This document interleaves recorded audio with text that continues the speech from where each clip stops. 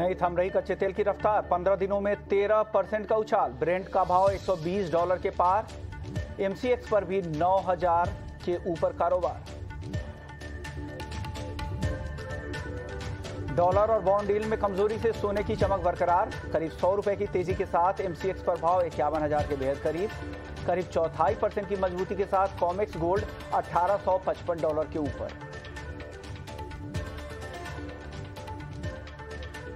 लेकिन नहीं टिक पाई सोने चांदी की शुरुआती चमक। मामूली गिरावट के साथ एमसीएक्स पर भाव 62,000 के करीब, कॉमेक्स पर $22.10 के पास।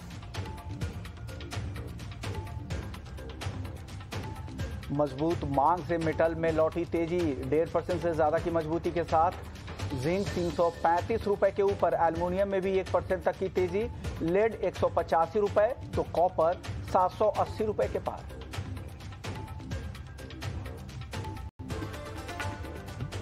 मसालों में आज बेहद सीमित दायरे में कारोबार। धनिया वायदा 11,200 रुपए के ऊपर तो हल्की तेजी के साथ हल्दी वायदा 8,000 के पास।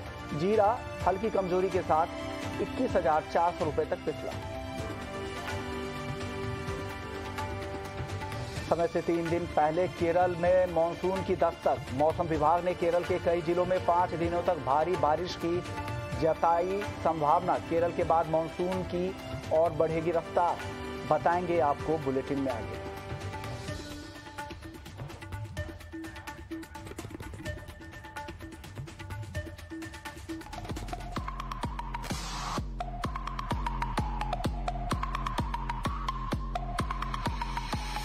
आपके पसंदीदा चैनल ईटी नाउ स्वदेश को मिला बेस्ट इमर्जिंग बिजनेस चैनल का अवार्ड। कमोडिटी ब्रोकर्स के सबसे बड़े संगठन commodity participants association of India ने दिया सम्मान। लॉन्च के 6 महीने के भीतर ईटी नाउ स्वदेश को दूसरा बड़ा अवार्ड।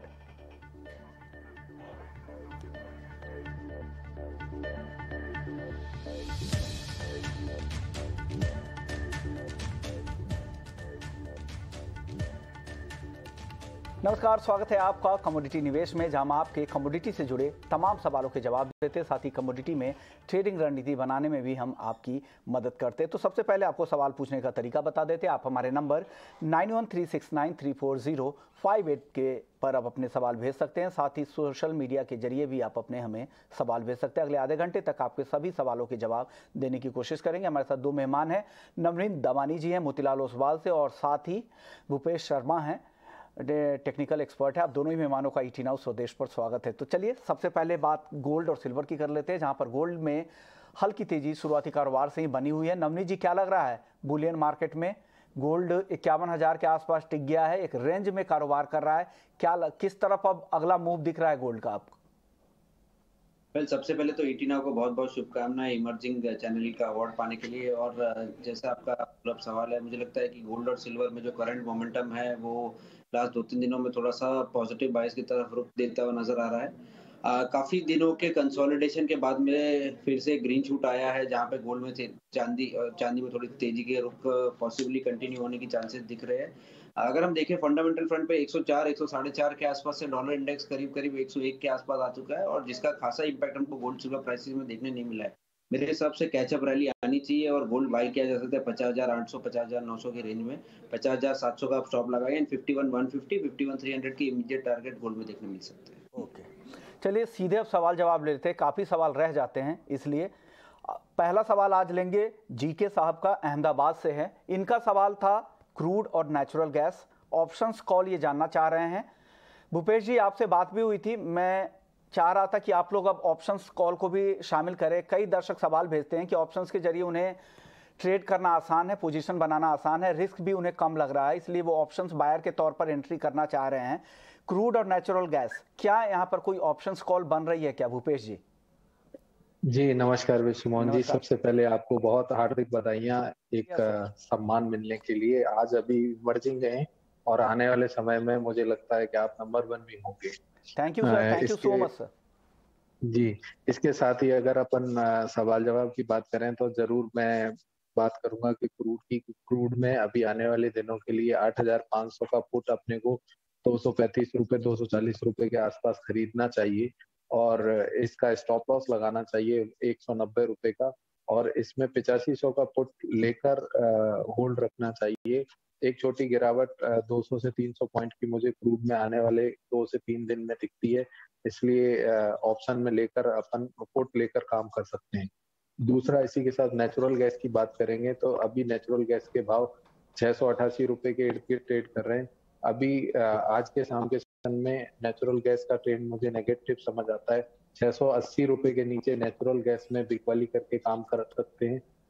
स्टॉप लॉस इसमें 688 रुपए का रहेगा और नीचे में 672 रुपए और 665 रुपए के टारगेट शाम के सेशन में देखने को मिलने। ओके सर, एनजी अगर बेचने की सलाह तो यहाँ भी पुट ही खरीद ले। अगर आप क्रूड पुट खरीदने की सलाह दे रहे तो एनजी में अगर कोई नहीं चाह रहा है फ्यूचर्स में ट्रेड करना तो क्या जी पुट खरीदने की बिल्कुल खरीद सकते हैं जी। तो यहाँ भी कॉल पुट खरीद सकते हैं जी, यहाँ भी पुट खरीदने की सलाह, क्रूड भी पुट खरीद सकते हैं। 8500 के पुट की सलाह है, 225 के आसपास कारोबार कर रहा है, 300 के ऊपर का टारगेट भूपेश जी दे रहे हैं। चलिए अगले दर्शक का सवाल ले लेते हैं। हमारे साथ अगले दर्शक है महेश, है हैदराबाद से। गोल्ड और सिल्वर का आउटलुक जानना चाह रहे हैं। गोल्ड और सिल्वर पे नवनीत जी से अभी बात हुई थी। भूपेश जी, आपका क्या आउटलुक है गोल्ड और सिल्वर के लिए? गोल्ड और सिल्वर का ओवरऑल ट्रेंड अभी तक पॉजिटिव बना हुआ है। 62,100 के ऊपर जब तक 62,100 का भाव अभी सिल्वर का ट्रेड कर रहा है। 61,900 61,800 के ऊपर चांदी जब तक ट्रेड कर रही है। ये चांदी के भाव अपने को ऊपर में 62,600 और 63,000 के भाव आज के सेशन में शाम को देखने को मिलेंगे। ओके, अगले इसके दर्शक साथ ही गोल्ड की जी बोलिए, गोल्ड पर बताना रह गया था। हाँ जी, गोल्ड की बात करेंगे तो गोल्ड 50,900 के भाव अभी ट्रेड कर रहे हैं, 930 के।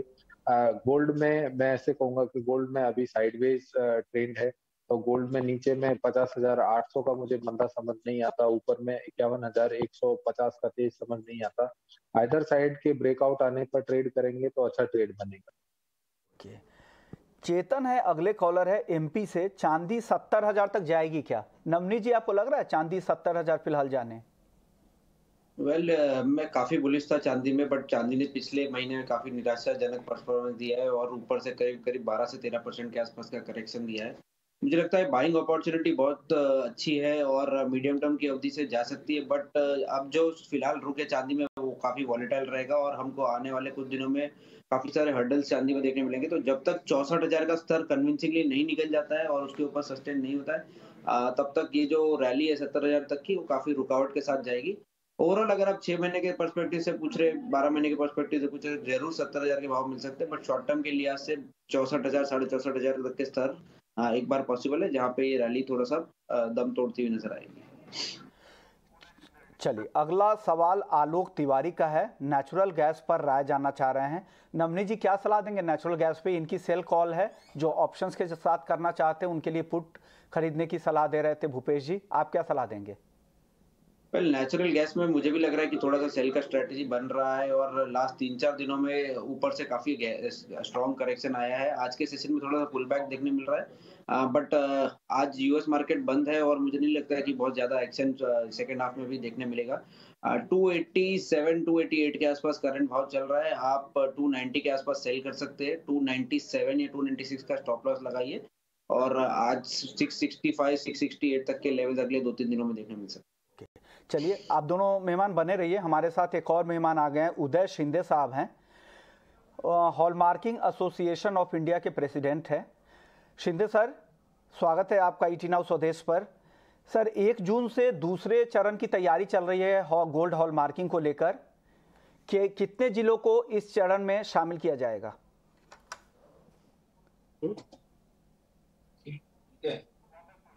उदय जी। हाँ सर। हाँ, कितने चरण, कितने शहरों को, कितने जिले को शामिल किया जाएगा 1 जून से?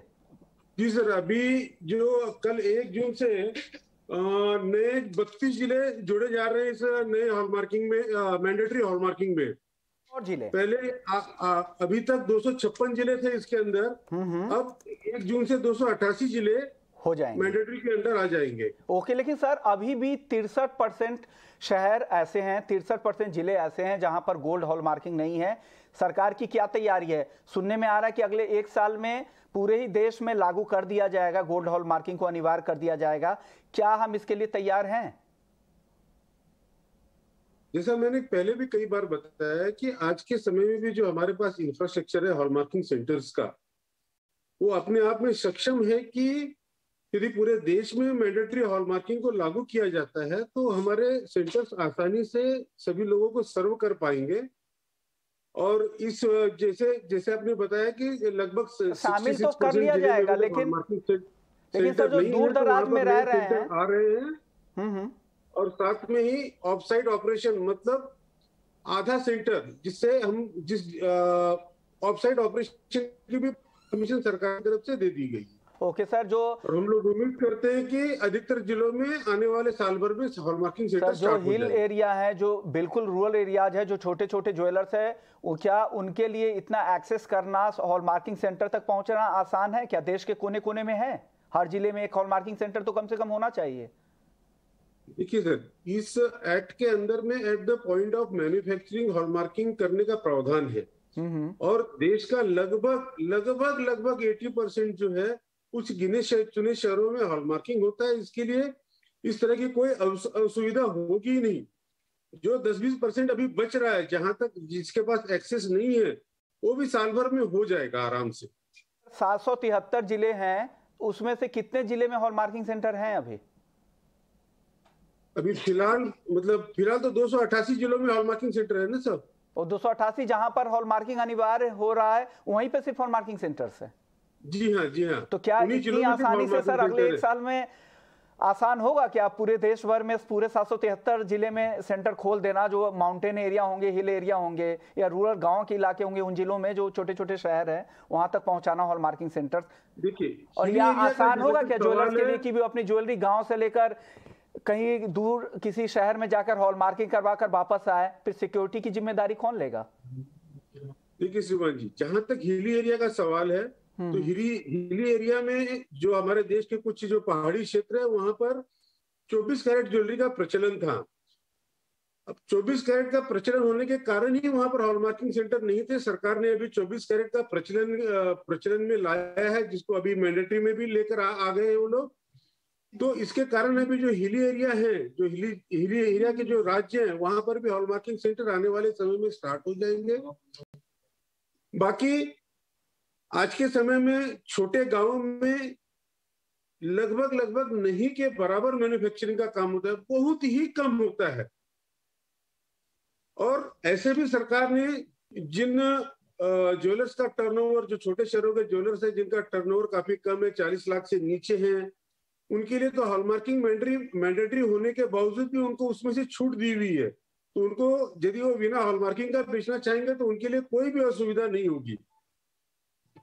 उदय जी, अब एक सवाल मेरा आपसे ये होगा, 14, 18, 22 कैरेट की अनिवार्य तौर पे हॉलमार्किंग हो रही है।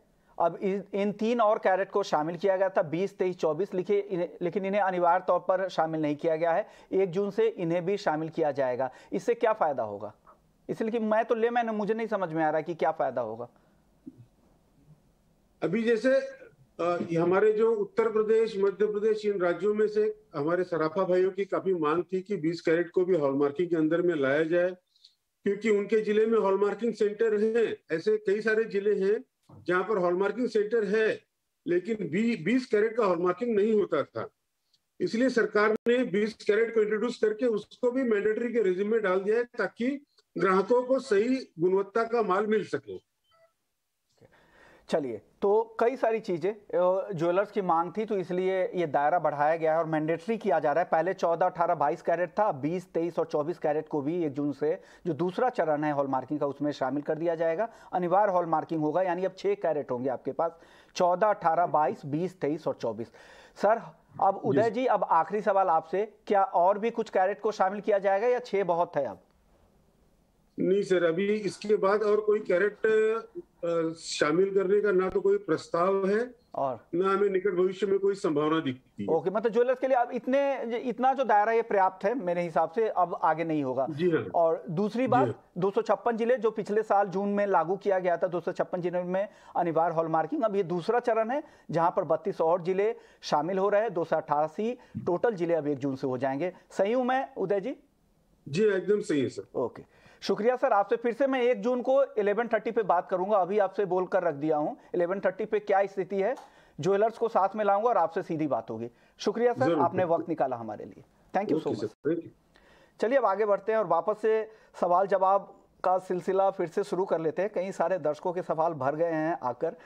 अब एक सवाल किशन है नासिक से, इनका सवाल जीरा और धनिया है पे है। ये जानना चाह रहे हैं कि क्या लग रहा है जीरे और धनिया में, हालांकि अब रेंज में फंसता हुआ दिख रहा है, कंसोलिडेट करने की कोशिश कर रहा है। भूपेश जी, क्या लग रहा है इन दोनों ही काउंटर में? पिछले कई दिनों से देखा जा रहा है कि जीरे का बाजार लगातार एक डाउन ट्रेंड में चल रहा है। 100 रुपए 50 रुपए करके लगातार मार्केट टूटता जा रहा है। अभी भाव 21,380 के करीब ट्रेड कर रहे हैं एनसीडीएक्स में, और अभी भी जीरे में मुझे 21,100 और 20,900 तक के भाव आने वाले 5 से 7 ट्रेडिंग सेशन में दिखते हैं।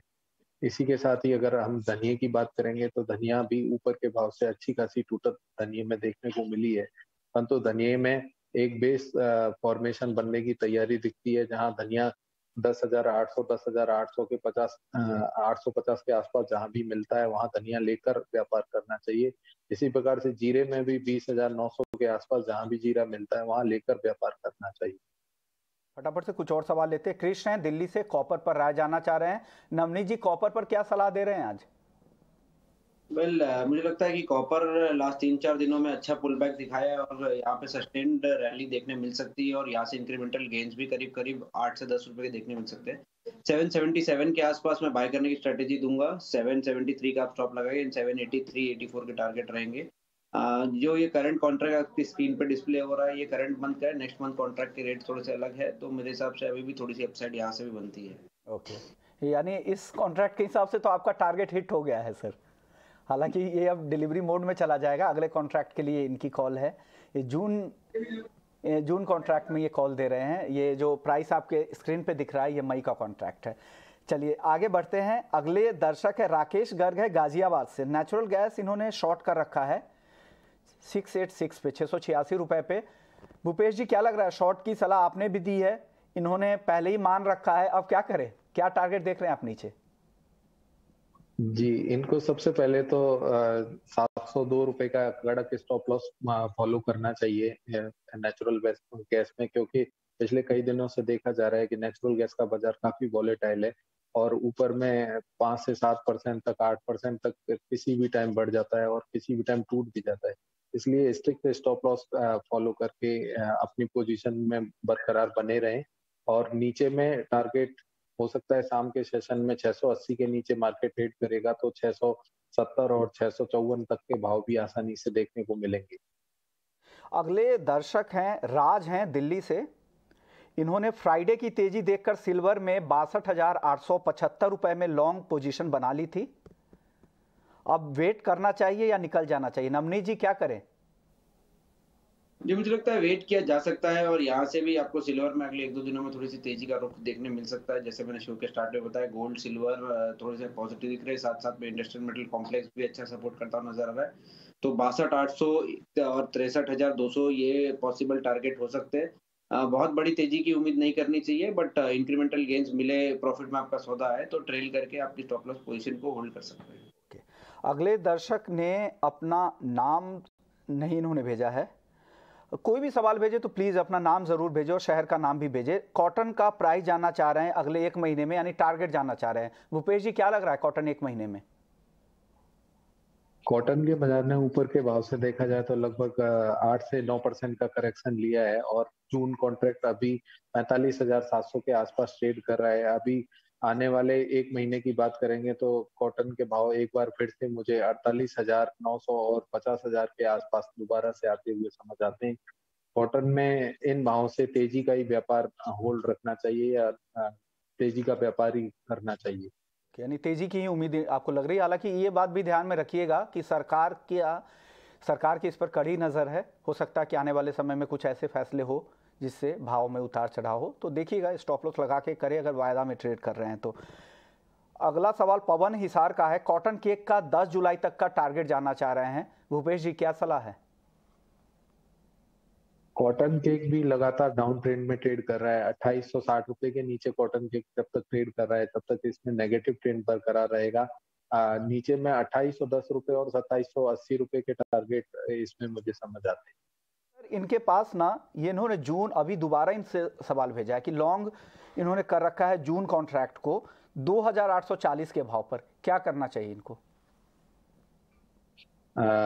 जून कॉन्ट्रैक्ट में 2840 में अगर इन्होंने होल्ड लिया हुआ है तो इनको 2840 का ही स्ट्रिक्ट स्टॉप लॉस मेंटेन करना चाहिए, क्योंकि 2880 का दाम अभी ट्रेड हो रहा है और 2840 का स्ट्रिक्ट स्टॉप लॉस वो इनके कॉस्ट का स्टॉप लॉस भी रहेगा। इसके नीचे भाव अगर दोबारा से ट्रेड होंगे तो मार्केट नीचे में 2780 और 2760 के आसपास है ना अपने को आता हुआ समझ आता। ओके, चलिए अगले दर्शक है गुगले हैं महाराष्ट्र से, क्रूड और नेचुरल गैस में क्या करना चाहिए?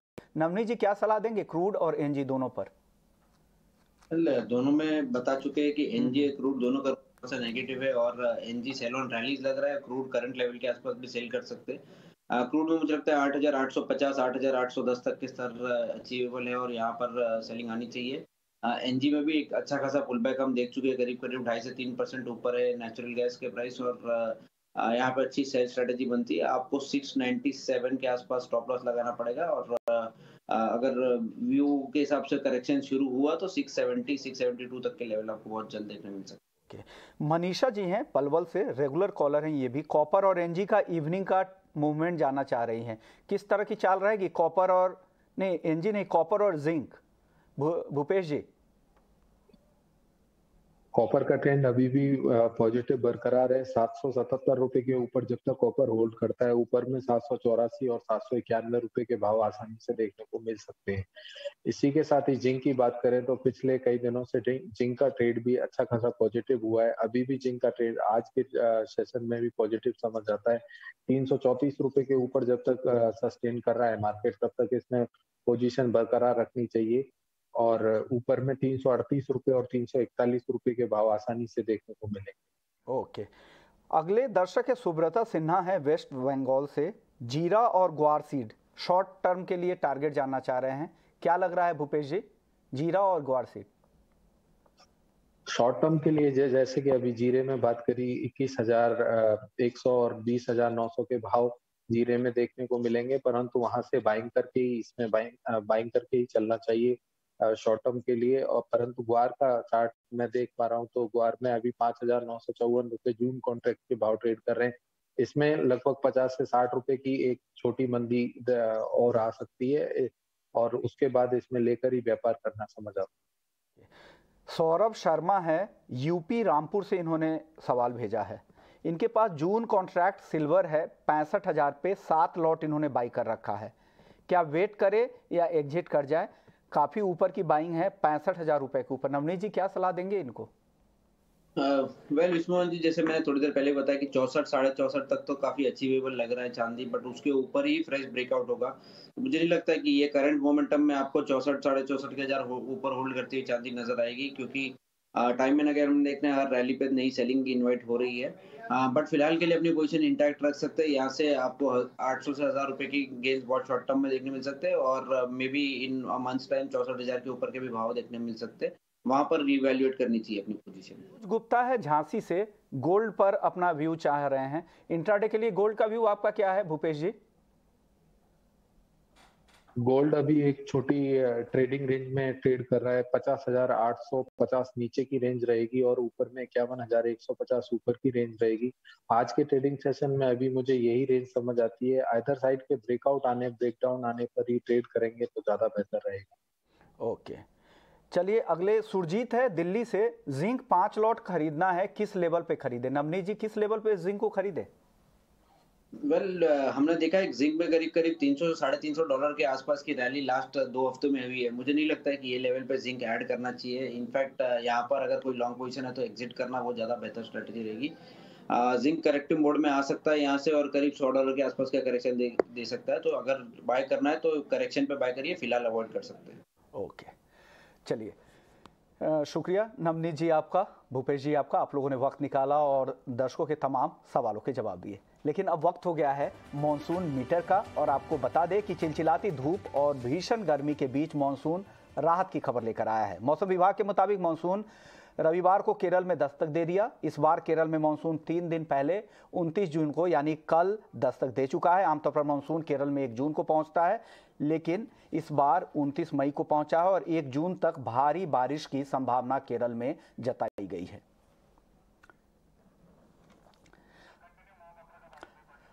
आईएमडी के डीजी एम मोहपात्रा साहब से भी हमने सुबह में बात की थी। उन्होंने कहा था कि केरल के 14 मौसमी स्टेशंस में से 10 ने शनिवार से ही बारिश हो रही है।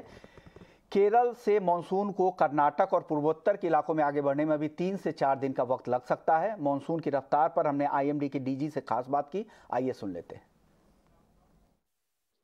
अभी जो हमारा पूर्वानुमान है इसके हिसाब से अगले 2-3 दिन में कर्नाटक के दक्षिण हिस्सा और तमिलनाडु के कुछ हिस्से में मानसून अग्रसर होगा। तो इसके साथ साथ जो नॉर्थ ईस्टर्न स्टेट्स है जैसे कि मिजोरम, त्रिपुरा, नागालैंड, मणिपुर, अरुणाचल प्रदेश और असम के पूर्व हिस्सा, इसमें भी मानसून अगले 2-3 दिन में आने का उम्मीद किया जा रहा है। तो ये तो मानसून का अपडेट कि कहां किस राज्य में कब तक मानसून पहुंचेगा। लेकिन कमोडिटी निवेश में फिलहाल इतना ही, लेकिन आप बने रहिए हमारे साथ क्योंकि ब्रेक के बाद आपके लिए होगा स्वदेश विशेष। नमस्कार।